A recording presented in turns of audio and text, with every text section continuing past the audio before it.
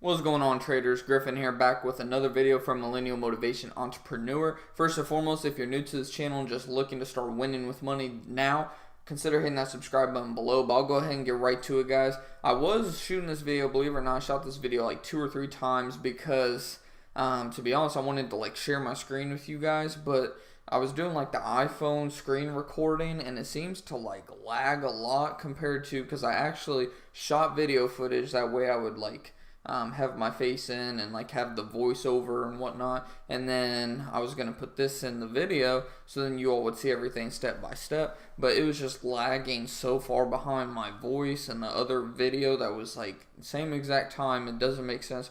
So I thought, oh well, I just want to get this video out for everybody. So I'm just going to kind of show you guys and explain along, and also show you guys on the TD Ameritrade like what I'm talking about with like limits and all that good stuff. What we're going to be talking about is like how to set a stop loss on Robinhood. For those of you that don't know what Robinhood is, I'll have a full tutorial, just like, not necessarily a tutorial, but just an explanation on what Robinhood is. But just a quick overview. It's a free, commission free, and doesn't take any money to like get an account. Actually, what I'll do is, to help you guys out even more, is I'll put my actual like promo, so to speak, promo code, where like if you sign up through that link, we will each get like a free stock. So I mean, it's like a win-win for each of us. You're getting a free stock, which is just free money essentially. Most of the time it's a cheap stock that's worth like $8 to $12, like nothing big like Ford or something like that. But there is always that chance that you get like an Apple stock. Someone in TechBuzz Solutions actually got one off of a friend, so that was pretty awesome. But anyways, point being, setting up a stop loss. Now when you go to sell, say I want to sell TVIX.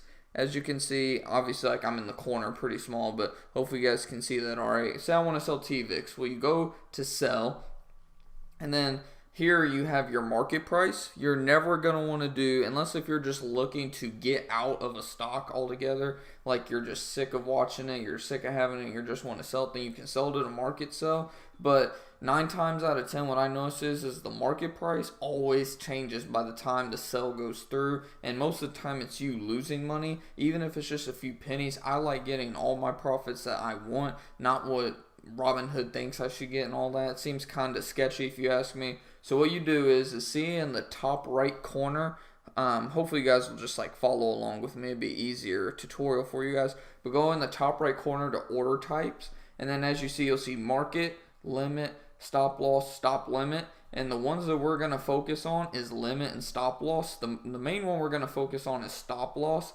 But I'll go ahead and hit each one by one. Like I said, market, we're just going to stay away from.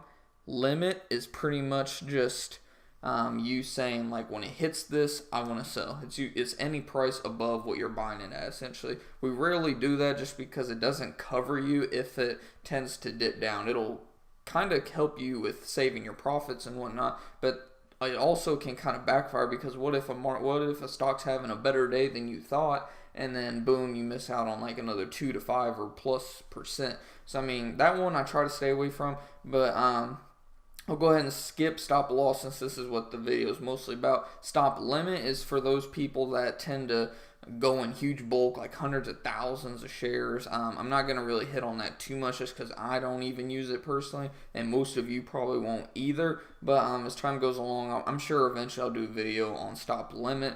But so what we're going to focus on is the third one down there. You're going to click on stop loss. So this is what I do. Like, first things first is obviously I buy my shares. So with doing that, you also say, I'll do another video on that, so just forget that. Let's say we already have our stock, obviously our shares of the stock. So you're going to sell, you go to stop loss, and then it'll ask you a price below the current price that converts your order to a market order. So pretty much what it's saying is list this stop price under what the current value of the share is. So like I have Acre up here for an example. Say the Acre is so say it's at 72 cents essentially. Let's just say 72 cents to keep it simple. So what I would do at the beginning of the market hour is, obviously I see that it takes dips around 68. 68 is around the support, like I mentioned in a previous video. So say I want to set my stop loss then at 70%, 70 wow, 60 cents. Since I know that the support is around 68, somewhere around there, say that I'm just like kind of freaking out after 60. Like I'm just like, okay, I want to get out. Like I don't want to lose, or even 65 for that matter. Let's say I just want to get out at 65. So I would hit it in at 65. Now, from then on, all you're doing is protecting yourself. That's like your 2%, 3%. I don't know the exact percent on 65.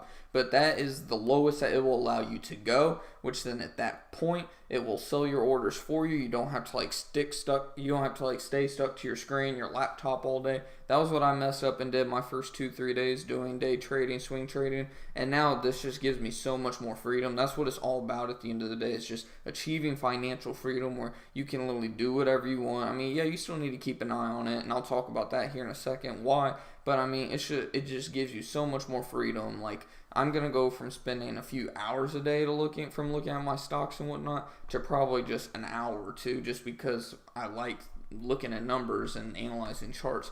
But other than that, I mean, you can literally spend like 15 to 30 minutes setting your limits and then just going with it if you want. Now, there's an actual like fifth option that's called trailing stop loss. Robinhood does not offer that, and that's given just because like it's free. You can't expect too much out of it. TD Ameritrade, Fidelity, all of them offer it. So what a trailing stop loss is I'll go into it further in another video, but it's pretty much just stop loss that quote unquote never ends. So get that out of the way.